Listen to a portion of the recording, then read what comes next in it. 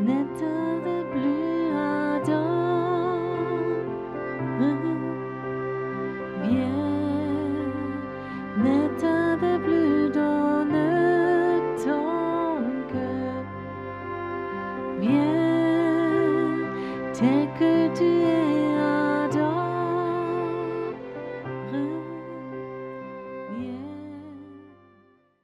Bonsoir à tous. J'ai l'impression, mais je peux me tromper, vous êtes en forme ce soir. Je vous ai entendu chanter, je vous ai entendu louer, et je me disais, waouh, ils sont en forme. Et je m'en réjouis. Ce soir, j'aimerais vous dire tout de suite le thème pour ceux de YouTube qui puissent l'inscrire. Éprouvez tout. Et dessous, prophétiquement. Ou prophétiquement, éprouvez tout. Oh, c'est chaud maintenant. Il y a beaucoup de personnes, des chrétiens, ils ont une mauvaise image du prophétique.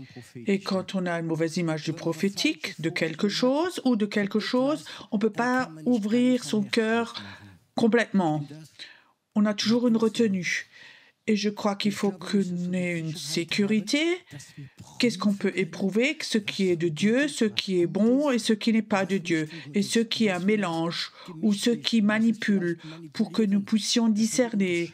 Il y a des personnes qui veulent que discerner, chercher les fautes et d'autres personnes qui prennent tout. Et les deux choses ne sont pas bonnes, c'est juste. Il y a plusieurs jours, j'ai lu un verset biblique et celui-là ne m'a pas laissé tranquille. De ma vie, je ne l'ai peut-être pas encore lu, c'est dans les psaumes, je crois 36 ou 40, et il a écrit, le psalmiste dit, le prophète, dans ta lumière, nous voyons ta lumière, ou dans ta lumière, nous voyons la vraie lumière. Ça veut dire quand tu es en Jésus, alors tu vois d'abord la lumière. Et cette phrase ne m'a pas laissé tranquille. Je disais, Seigneur, qu'est-ce qu'elle signifie? Ça signifie qu'il y a sans doute d'autres lumières aussi. Tu comprends? Combien de personnes cherchent la lumière dans l'ésotérique?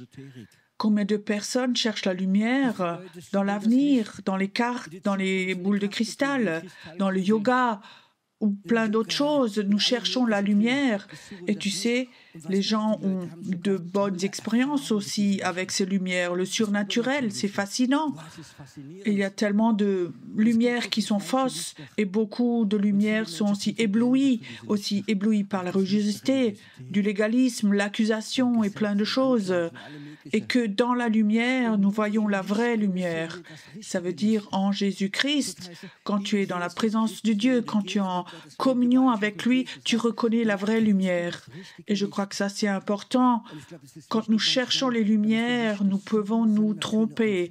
Et là, je viens aussi dans ce qui est dans le prophétique, il y a tellement de possibilités d'aller dans le surnaturel. Mais parfois, on va trop loin, dans la mauvaise direction, et on le remarque trop tard. Ou on le remarque que quelqu'un a prophétisé sur toi, et tu dis « Waouh, c'est merveilleux, je souhaitais tellement », mais quelque chose a un arrière-goût dans ça. Cette personne, peut-être, a lu ou senti ce qu'était ton désir, mais le désir dans ton cœur, ce n'est pas toujours la volonté de Dieu. Et ça, c'est des choses qui sont complexes, mais je vais peut-être en parler. Il faut que tu saches quelque chose quand tu reçois une prophétie. Qui n'a jamais eu une prophétie dans sa vie? Levez voir la main. Alors vous êtes tous hyper prophétisés. Il y a quelque chose qui ne va pas. Donc certains ont encore osé lever la main maintenant. Une prophétie n'est jamais ce qui va se passer automatiquement. Une prophétie, ce n'est pas quelque chose qui tombe du ciel. Le prophète prophétise, tu vas faire ceci, cela, et tu le crois, et alléluia. Et 5 ans après, tu es toujours encore au même point, il n'y a rien qui s'est passé. Et alors, on a tendance à dire, ah oui, peut-être que c'était un mauvais prophète, ou c'était pas de Dieu. Mais c'était peut-être de Dieu. Il faut que tu saches quelque chose. Quand tu viens au monde et tu es tombé dans le péché, comme toute personne, alors tu n'es pas dans le plan de Dieu, mais tu es dans le plan du diable.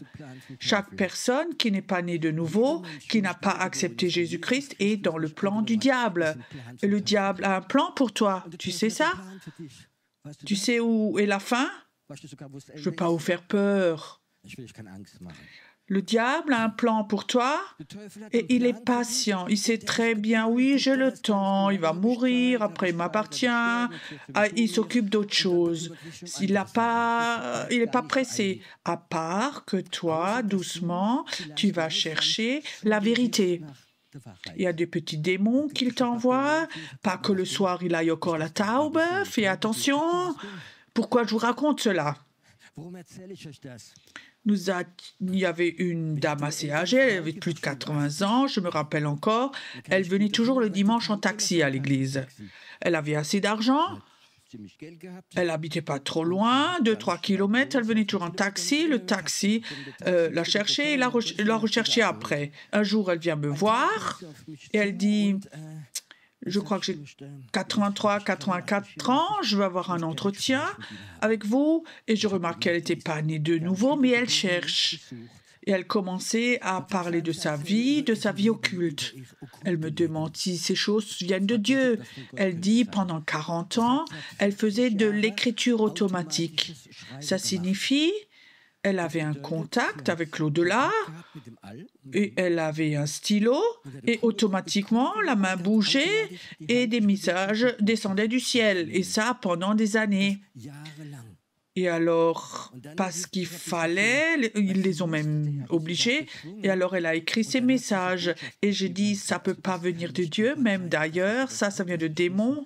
Alors je dis, est-ce que vous croyez aux démons? Et elle dit oui. J'ai dit, pourquoi? Mais j'ai déjà 50, depuis 50 ans, j'ai un petit démon là, il est souvent à côté de moi, il me quitte jamais, il est aussi grand et il est jour et nuit partout avec moi, à côté de mon lui, il me quitte jamais, à part quand je vais à la taube. Alors il reste dehors, il ne rentre pas, mais il gronde. Bizarre.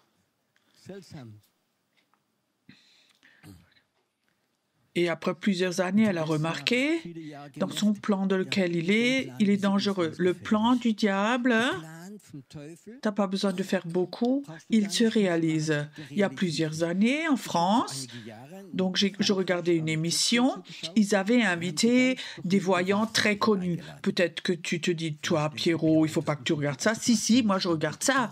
Tu sais, entre collègues, parfois, il faut se renseigner. S'il vous plaît, ne quittez pas la salle.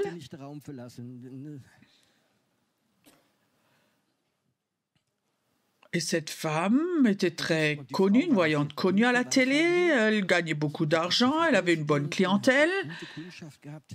Alors elle racontait que ce qu'elle prophétisait dans sa boule de cristal se réalise toujours. OK alors? Alors le journaliste dit, et si quelqu'un... Est-ce qu'on peut se défendre contre ce qui a été prophétisé dans cette boule? Elle dit non.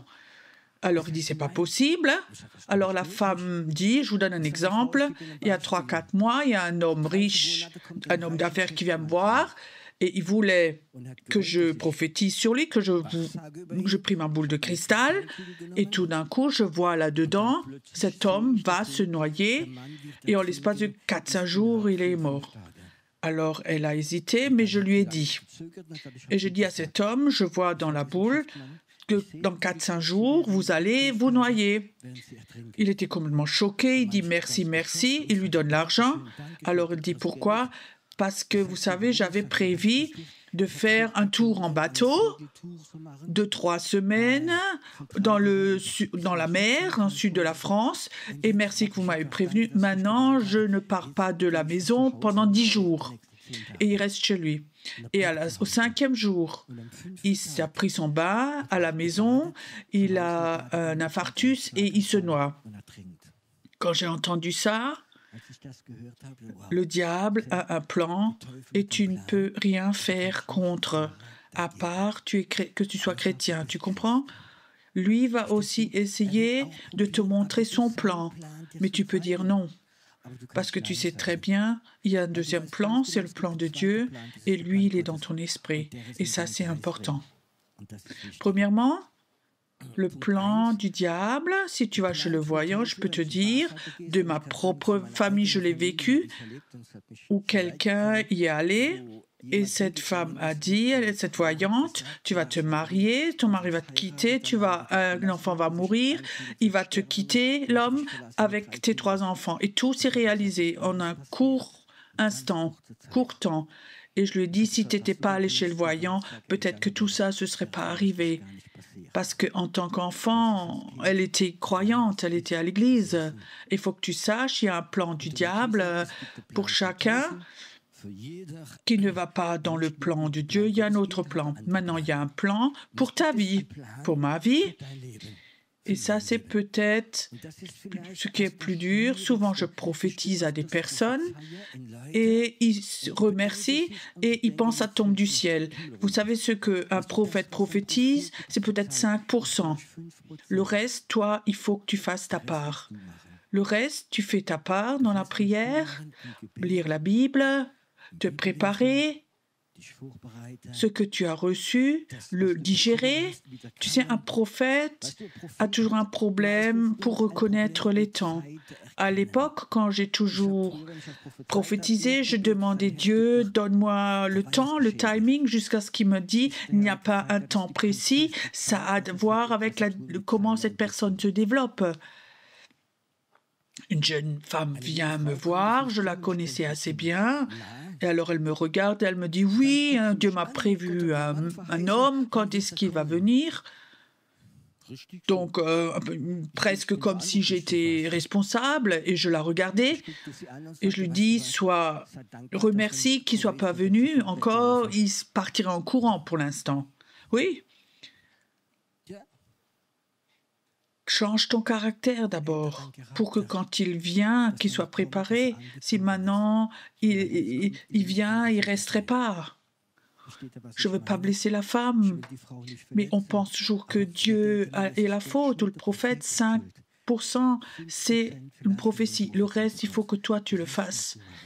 Maintenant, il y a un mauvais enseignement que moi je pense que c'est faux. Il y a des chrétiens, il y a des orateurs, ils disent « Dieu va faire ce qui est dans ton cœur. » Ce qui est dans ton cœur. Je vous raconte un exemple. On avait un jeune homme, une femme, très sympathique, très jeune. Ils avaient 23, 26 ans. Ils se donnaient vraiment à Dieu, ils veulent servir. Et cette femme reçoit une lettre. Elle m'amène la lettre. C'était un homme africain. Il dit « Je suis pasteur. » Au Bénin, je crois que c'était. Et cet homme écrit « Oh, j'ai eu ton adresse de quelqu'un au Bénin. J'ai eu un héritage de 5 millions de dollars et j'ai à cœur de le partager entre 2 pays. Une moitié, je donne en Allemagne et j'aimerais que toi, tu partages de l'argent. J'ai de l'intérêt. Est-ce que tu es intéressé ?» Elle me ramène cette lettre et je dis « Mais c'est un brigand, c'est faux, il veut que t'attraper. » Et elle disait « Non, ça fait longtemps que j'ai sur mon cœur de bénir d'autres personnes. Mon cœur est rempli, j'ai envie de bénir les gens. » Et je dis « Écoute, c'est pas de Dieu. Même de l'intelligence, si on réfléchit un peu, c'est un brigand. Oublie tout ça. » Alors elle a quand même répondu « Oui, je suis intéressant, j'aimerais bien distribuer l'argent, je suis une chrétienne honnête, je ne veux rien prendre pour moi, je vais distribuer l'argent au pasteur, aux gens de l'église. » Et l'homme dit « Alléluia, loué soit Dieu, merci que tu sois si honnête, l'argent va venir le mois prochain, mais j'ai besoin pour le notaire, pour le virement, 3 000 €. » Et je disais, écoute, c'est le signe que c'est pas de Dieu. Alors elle était insécure. Alors elle va chez un autre pasteur, un homme de Dieu. Il dit, oh, j'ai une immense vision. Elle dit, tu peux prier pour moi, prophétiser. Alors il a prophétisé. Dieu te donne tout ce qui est dans ton cœur. Tu comprends? Qu'est-ce qu'il y avait dans son cœur? L'argent, recevoir l'argent, de le distribuer. Et tu sais quoi? Malgré que je l'ai prévenue, elle a envoyé l'argent et elle n'a jamais entendu quelque chose de cet argent. Des lettres comme ça, il y en a des centaines ou d'autres formes. Et beaucoup de chrétiens payent. Tu sais, une fois, ils sont bêtes au niveau de leur intelligence. Excusez, je ne veux accuser personne. Mais deuxièmement, ils ne sont pas capables d'éprouver de Dieu. Et il y a toute une mafia africaine comme ça qui écrivent des lettres comme ça. Je suis amoureuse, tu es la femme de ma vie, je vais venir. Il faut juste que tu m'envoies assez d'argent et il n'y a jamais rien. Les gens se font juste exploiter. Nous sommes dans un temps, hier soir j'ai parlé, comment on écoute de nouveau ce que Dieu dit. Nous voulons simplement de nouveau entendre, écouter ce que Dieu dit, entendre la voix de Dieu. Si nous ne sommes pas capables d'entendre la voix de Dieu, d'avoir une relation avec Dieu, nous allons aussi souvent, au travers de le prophétique, atterrir dans des impasses. Je veux juste courtement comment on entend la voix de Dieu et après je veux aussi dire c'est dangereux. Vous connaissez encore à l'époque, c'est radio à courte onde et on tourne un tout petit peu. On avait le bouton, on avait une autre langue, on avait le russe, on tourne un peu sur... On avait des centaines des différentes langues et ça peut être comme ça avec la voix de Dieu. Il y a la voix de mes souhaits. Tu comprends? Je te donne un exemple.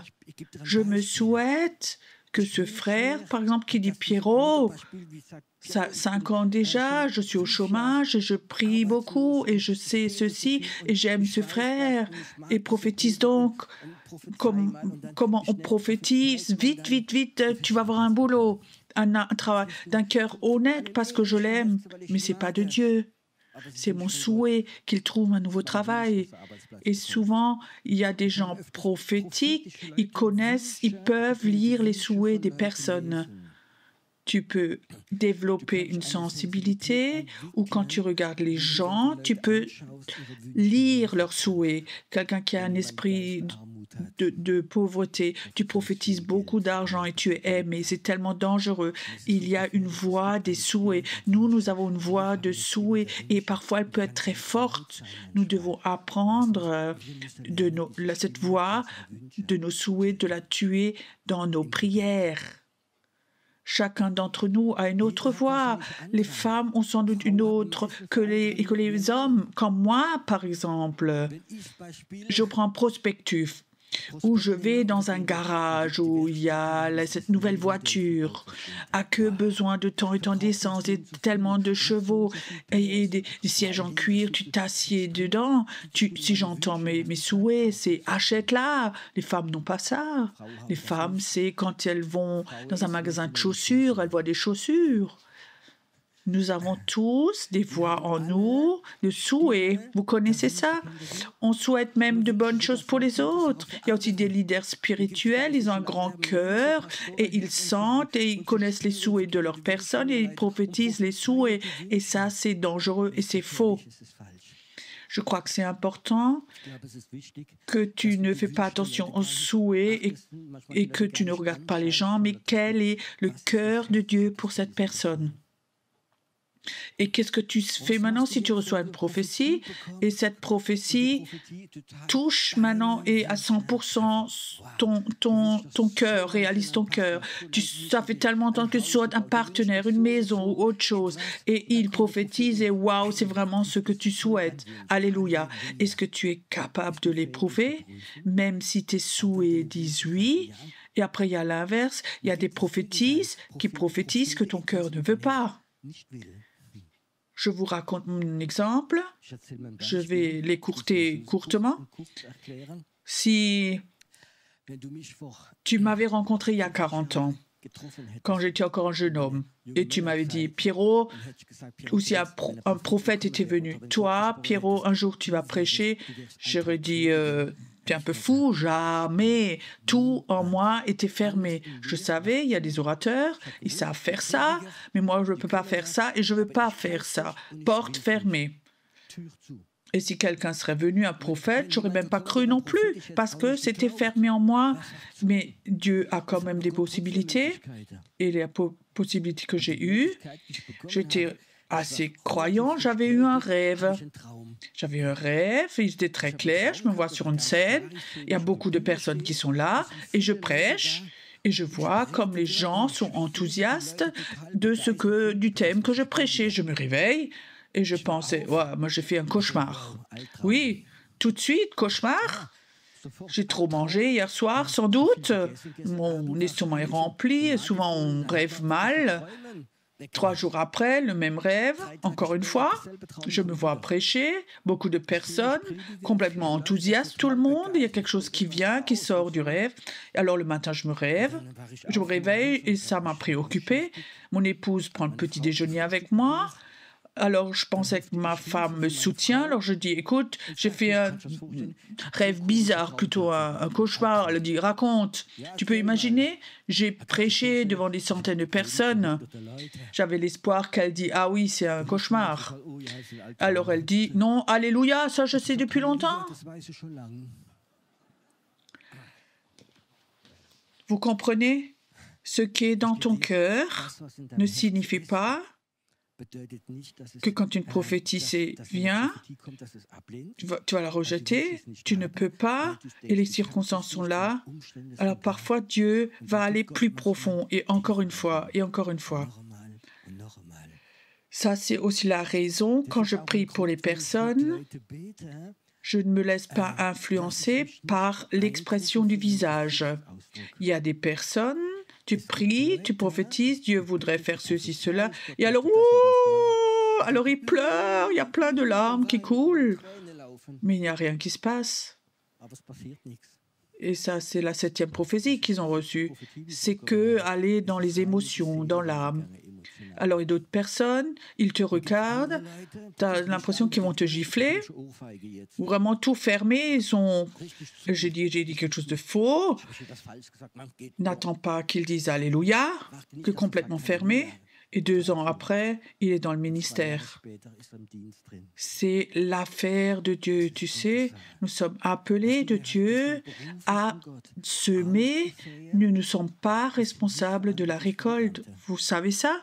Parfois nous pensons, nous sommes responsables de la récolte, on doit arroser, faire ceci, cela. Non, il faut jeter la semence et après c'est l'affaire de Dieu. Et après c'est la personne qui est responsable devant Dieu. Je crois que c'est tellement important, ne regarde pas sur les émotions, ce qui est dans le cœur.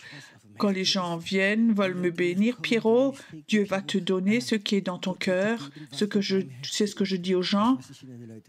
Il y a un verset biblique qui dit « Le péché naît où? Dans le cœur. » C'est écrit dans la Bible que le péché naît dans ton cœur. Quand je suis fâché, ça vient pas de quelque part là en haut, mais ça vient de mon cœur. Quand je suis jaloux, ça vient de mon cœur. Quand je suis colérique, ça vient du cœur. Et si Dieu doit bénir là-dedans, c'est une catastrophe. Dieu ne veut pas donner ce qui est dans mon cœur, mais ce qui est dans mon esprit. Et ça, c'est 2 choses différentes. La personne est de nouveau et l'esprit communique avec l'esprit, pas avec ton cœur. Il y a d'autres personnes qui disent, oui, j'avais eu le sentiment, mes sentiments ce soir, si j'écoutais, je ne serais pas là ce soir. J'ai la grippe, j'ai la fièvre et tout, mais je suis là, pas parce que mes sentiments ont dit va prêcher, mais parce que j'ai dit, Dieu m'a dit, vas-y, tu vas aller mieux. Et j'ai appris, les sentiments peuvent te tromper. Dites-moi amen à ceci. Est-ce que vous êtes encore des humains ou est-ce que vous êtes complètement dans l'esprit? Les sentiments peuvent nous tromper. Ne construis pas sur tes sentiments, mais sur la parole de Dieu, le cœur de Dieu. Construis sur ce que le Saint-Esprit met dans ton cœur, dans ton esprit. Et ça, c'est un étage plus bas. Nous, souvent, en tant qu'Européens, nous sommes des personnes de tête. Tout est contrôlé dans la tête, dans l'intelligence. C'est rare que dans le culte, les gens se déconnectent tout ou racontent avec le voisin, par exemple. Je vois rarement que les personnes se déconnectent complètement et que le Saint-Esprit va complètement sur les personnes. Mon souhait serait d'être là devant et le Saint-Esprit touche l'esprit des personnes et ça fonctionne. Tu comprends? Que de notre intelligence, de notre tête, nos pensées, on déconnecte et que le Saint-Esprit puisse toucher ton esprit. Il y a des chrétiens, ils ont depuis longtemps plus senti leur esprit et tout est dans leur intelligence, dans les émotions et peut-être encore dans le cœur, mais plus dans l'esprit. Et je crois que le temps est là où nous allons de nouveau à ce niveau de l'esprit. Nous devons y aller. Je crois que nous allons trop bien. Je connais un missionnaire, il était des années en Roumanie et il me racontait, il a visité beaucoup d'églises où quand il y avait encore le rideau de fer et la sécurité, donc le service secret de Roumanie, donc il y avait une forte persécution des chrétiens et quand ils attrapaient les chrétiens, ils les ont tapés, mis en prison, on les tuait même, de la police même. Alors il dit, il était à l'église, et alors ils ont trouvé, que un de ces policiers était toujours au culte, mais ils ne savaient pas qui c'était. Alors le pasteur a dit, dimanche prochain, nous ne nous rencontrons pas ici, on se rencontre ailleurs. Priez, demandez Dieu où ce sera et venez. Et tu sais quoi? Toute l'église est venue à part une personne et c'était ce service secret. Et maintenant, tu peux imaginer, toute l'église, dans la prière, a reçu où ils vont se rencontrer. Ils n'ont pas téléphoné, non, ils ont prié et le Saint-Esprit leur a dit. Ça, c'est des choses qui nous manquent parce que nous allons trop bien et nous voulons être encore plus bénis. C'est juste encore plus aimés, encore plus bénis. Et je crois que si les gens vont être sous pression, on aura de nouveau tendance à être plus près de Dieu, notre relation être plus près. S'il ne s'agit plus que ce soit une voiture bleue ou rouge, ou que je marie celui ou celle-là, il va s'agir de choses très importantes qui vont te sauver la vie. Il y avait un temps, quand je suis allé en Algérie, que j'ai emmené des Bibles, et comme ça, quand tu as 20 kilos de Bibles dans ton sac, et alors il y a ces policiers avec des mitraillettes, tu sais très bien, s'ils t'attrapent, 5 ans, tu es parti sans problème, et alors tu as ces choses, et tu passes à ce contrôle policier avec tes Bibles, et tu sais alors ce que c'est que de prier. Dieu, est-ce que c'est de toi? Est-ce que je peux traverser? Alors tu sais. Dieu, si tu ne donnes pas de réponse, c'est pas grave, non. Alors tu sais vraiment. J'ai l'impression que beaucoup, des temps comme ça peuvent de nouveau venir ou qu'ils vont venir. Les situations où tu es vraiment sous pression. Qu'est-ce que tu fais avec ton argent? Est-ce qu'il est temps de le chercher de la banque si tu l'as ou de laisser? Est-ce qu'il est temps d'investir là? Le Seigneur le sait. Et je crois que ceux qui ont une relation dans tous les domaines vont recevoir cela. Comment est-ce que c'est chez toi? Comment est-ce qu'on apprend à connaître le cœur de Dieu? Je crois que ce qui était important pour moi, c'est de passer du temps avec lui, de lui dire, Seigneur, j'ai aucune notion. Dieu veut t'ouvrir son cœur, te montrer. Il y a 100 manières de montrer son cœur aux personnes. J'aimerais vous raconter un exemple. J'étais nouveau pasteur, je n'avais pas à faire d'école biblique, je n'avais pas de notion de structure d'église, je connaissais un peu ma Bible et Dieu avait parlé. Et au début, nous avions un couple dans notre église. Le couple s'était séparé. Lui était fautif. Après, c'est nouveau chercher des appartements. Cette femme a continué à venir à l'église et l'homme venait aussi de temps en temps. Alors l'église, les frères de l'église venaient chez moi et disaient ça ne va pas, cet homme qui a cassé son mariage n'a plus le droit de venir à l'église. Quelque part dans mon esprit, j'étais insatisfait. Alors ils m'ont donné des versets bibliques. Tu sais, Pierry, un peu de levain dans l'église et ce qui n'est pas pur, ça va souiller l'église. Alors je disais, frère, laissez-moi prier. Et là, dimanche prochain, je vous dirai, et on va décider pour ce frère. Alors j'ai prié et j'ai dit, Dieu, j'ai aucune notion, est-ce que cet homme, est-ce que je dois ne plus le laisser rentrer dans l'église ou si? Alors j'étais surpris comme Dieu ne donne pas de réponse théologique. Et c'était ce temps où mon fils le plus jeune, il avait 7-8 ans. Seigneur me parlait, Pierrot, si ton fils, s'il se mariait, et ferait la même chose, il se laisse divorcer après, il serait séparé et il est fautif. Et un jour, il toque chez toi à la maison, il dit « Papa, j'ai faim, est-ce que tu me donnes quelque chose? Est-ce que tu le laisserais rentrer dans ton appartement ?» Et je dis « Mais bien sûr, c'est donc mon fils, je peux donc pas dire je lui donne plus rien à manger juste parce que son mariage est cassé. » Et Dieu dit « Oui, comme ça je suis aussi, cet homme a fait des fautes, mais quand il vient dans la maison du Seigneur parce qu'il a faim de Dieu, est-ce que tu peux le jeter dehors? » Alors j'ai dit non, je ne peux pas le jeter dehors. Alors j'ai dit ça au frère, désolé, et je lui ai dit que tu viens, que tu es honnête et correct, alors viens pour écouter la parole de Dieu, la nourriture est là pour toi. Et comme ça, j'ai appris à connaître Dieu parce qu'il m'a montré son cœur. Et ma question est, est-ce que tu veux apprendre à connaître le cœur de Dieu? Est-ce que tu veux le connaître cœur à cœur, pas seulement par la théologie, mais est-ce que tu veux apprendre à connaître Dieu? Est-ce que tu vas avoir ce temps où tu dis Dieu, quand tu lis la Bible, tu lis 2 chapitres et tu dis après, ouais, j'ai lu 2 chapitres, ou tu dis non, je vais peut-être lire un petit bout et rester sur ces mots et dire Seigneur, explique-moi cela. Quand tu dis cela, pourquoi tu le dis? Montre-moi ton cœur, j'aimerais te comprendre, j'aimerais être en communion avec toi. Tu sais, et alors tu apprends à connaître cet esprit prophétique. Tu apprends à le connaître parce que tu connais le cœur de Dieu.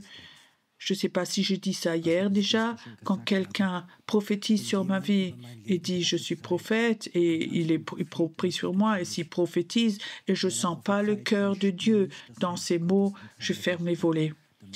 Même si il prêche tellement bien et qu'il a des beaux versets bibliques, je ferme le volet. Si quelqu'un prophétise sur moi, j'aimerais sentir un bout du cœur de Dieu dans cette prophétie, parce que Dieu est bonté et amour.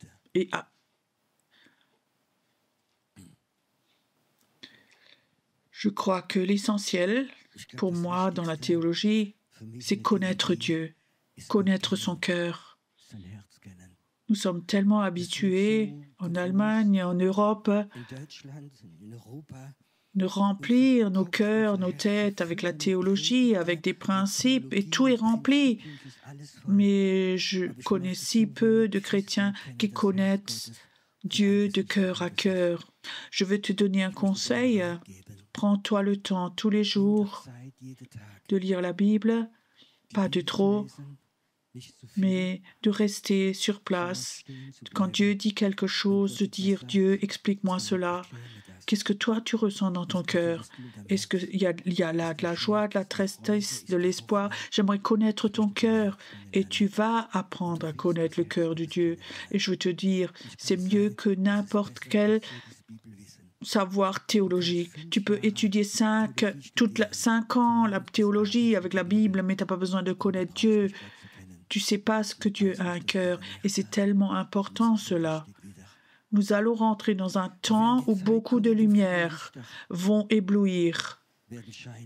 Et que dans la lumière, tu vas reconnaître la vraie lumière. Et dans la lumière, ça signifie d'être dans le cœur de Dieu. Et la lumière de Dieu va être là, elle va être là.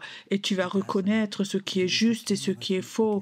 Je peux te dire, nous rentrons dans un temps où beaucoup de prophètes, mouvements prophétiques vont se lever, des mouvements charismatiques et ils vont comme ça lancer plein de choses. Tu vas entendre plein de choses. Tu sauras plus ce qui est juste ou faux. Tu vas entendre des prédications et tu dis, mais c'est l'inverse de ce que j'ai entendu hier. Il y a un temps qui est là où les chrétiens doivent de nouveau apprendre à connaître le cœur de Dieu. Et tu vas dire, le prophétique, ça va être automatique. Il y a beaucoup de chrétiens. Ils me racontent quelque chose et je parle. Et alors ils disent, mais Pierrot, tu m'as donné la réponse, mais tu n'as pas prié pour cela. Je n'ai pas besoin de prier, je connais le cœur de Dieu. Et beaucoup de choses, je sais exactement, ça c'est la réponse. Parfois, j'ai déjà dit à quelqu'un, maintenant, est-ce que je dois 8 jours prier et jeûner pour te donner une réponse? À la fin de l'année, je vais être tout fin.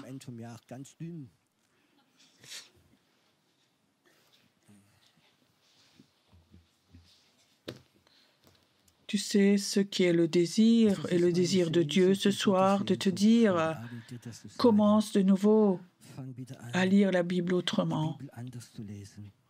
Parfois juste 2, 3 versets et de devenir tout calme devant Dieu. Et tu vas voir ce contact avec le cœur de Dieu, il va de nouveau se rétablir. Et je peux te dire, quand tu connais le cœur de Dieu et de passer du temps avec lui, c'est mieux que n'importe quelle école biblique, que n'importe titre de théologie que tu peux recevoir. Connaître le cœur de Dieu. Est-ce que tu voudrais toi aussi parfois sentir le cœur de Dieu? Tu sais ce que tu sens. C'est peu ce soir. Mais ça, c'est le cœur de Dieu. Est-ce que tu as ce désir de plus? Est-ce que tu as soif de plus? De dire, Seigneur, je veux de nouveau sentir ton cœur, que mon cœur dur, mon cœur froid, qui reçoivent de nouveau la bonne température. Est-ce que tu connais cela? Quand parfois tu as du temps, tu penses ton cœur est mort. Tu as entendu tellement de mauvaises nouvelles, des déceptions, et tu penses, oui, mon cœur est comme une pierre, il est comme mort, je suis né de nouveau, enfant de Dieu, mais mon cœur est comme mort. Et alors tu vas au cœur de Dieu après et tu sens de nouveau l'amour de Dieu, tu sens de nouveau que son cœur c'est l'amour et que ça te touche et tout d'un coup tu sens de nouveau comme ton cœur reçoit de nouveau la vie, il n'est pas mort. Et il disait non, Pierrot, il est fatigué, je veux de nouveau donner une nouvelle force.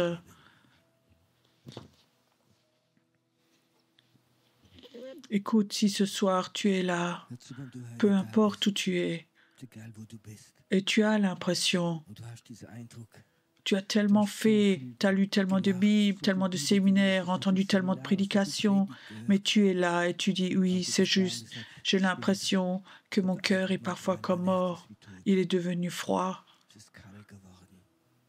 Alors viens devant, j'aimerais prier pour toi, que Dieu touche ton cœur de façon toute nouvelle. Ce soir, Dieu veut parler avec des personnes cœur à cœur.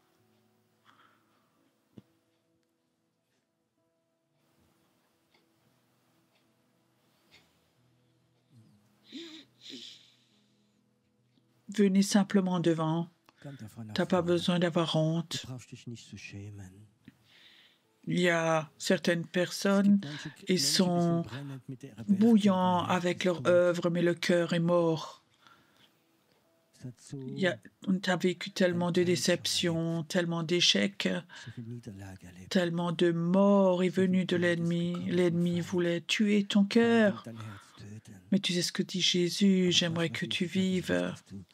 Que tu vives, que tu vives, que tu vives, que tu vives, que tu vives. Ça s'enlève. Wow. Tu vas de nouveau pouvoir t'aimer, tu vas de nouveau avoir de la joie, dit le Seigneur. Viens dans ma présence, ça va rallonger ta vie. Viens dans ma présence, viens Seigneur. Merci Seigneur. Que tu touches les cœurs maintenant, ceux qui ne voulaient plus vivre, ceux qui étaient consumés, brûlés, ceux qui étaient déçus. ceux qui depuis longtemps n'ont plus senti ton cœur, que ce soir, que ton battement, le battement de ton cœur touche leur cœur, que ça se réalise ce soir, maintenant. Waouh, c'est là maintenant. Écoute, n'aie pas peur. Si ce soir quelque chose te touche ici devant, je vois comme des anges rentrent dans la salle maintenant et ils touchent maintenant des personnes. Et tu sens comme maintenant quelque chose te touche, quelque chose rentre en toi.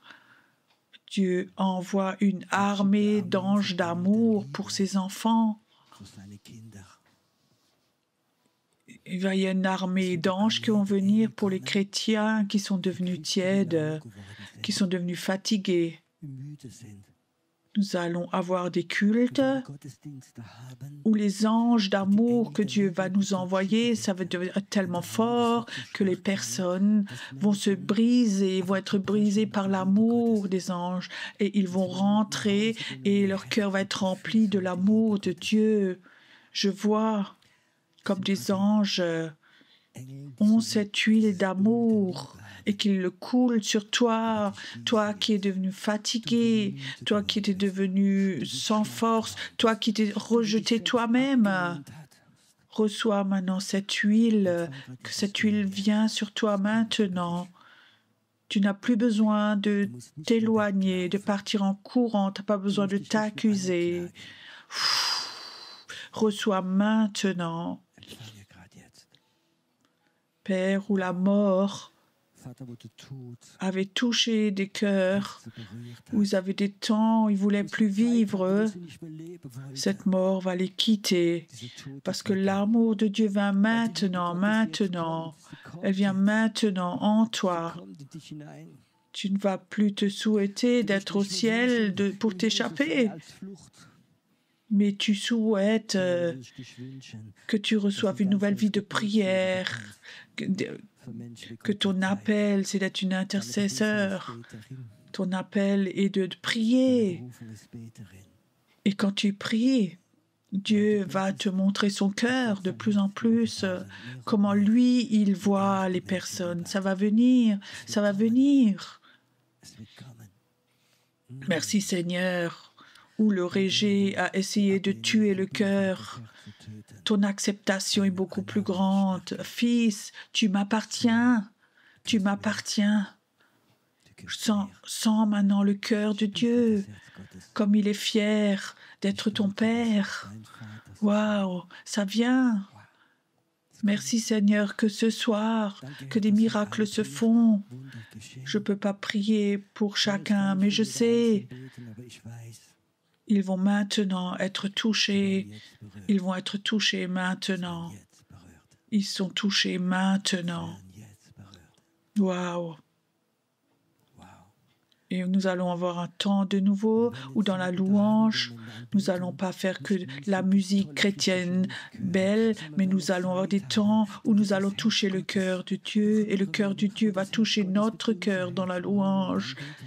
Le ciel va s'ouvrir et ça va être une louange tellement puissante et forte où les gens non-croyants vont venir et vont être debout dans la louange et vont sentir le cœur de Dieu dans la louange. Ça va venir, ça. Il y a une nouvelle vague d'adoration qui va venir et le cœur de Dieu va être dedans, là. Ça ne sera plus important quelle musique, quelle langue, mais une vague va venir où les anges vont être là et pendant la louange, ils vont adorer avec nous pendant que le cœur de Dieu est là, parce que les chrétiens vont de nouveau adorer leur Dieu du fond de leur cœur. Ils vont plus être là devant le mur de lamentation, mais ils vont adorer Dieu de cœur à cœur. Beaucoup d'entre vous sont appelés par Dieu à être des adorateurs. Aussi, même si tu ne joues pas d'instrument, moi non plus, mais même si tu n'as pas une belle voix, Dieu dit, je peux poser quelque chose en toi et tu vas adorer et tu vas toucher le cœur des personnes. Tu vas de nouveau adorer, tu vas de nouveau louer. J'aimerais bien qu'on chante ensemble ce chant tout simple. Je t'aime, Seigneur. Nul n'est comme toi. Et pendant ce temps où toi tu adores, le cœur de Dieu va venir et va te toucher. Il va enlever toute douleur, là où l'ennemi avait mis comme une flèche dans ton cœur et que ton cœur avait saigné. Maintenant, je sors cette flèche. Cette déception va te quitter et je vais t'élever de façon toute nouvelle, dit Seigneur, dans ma présence. Je vais t'élever dans ma présence. Il y a un temps nouveau qui vient. Adorons Dieu maintenant.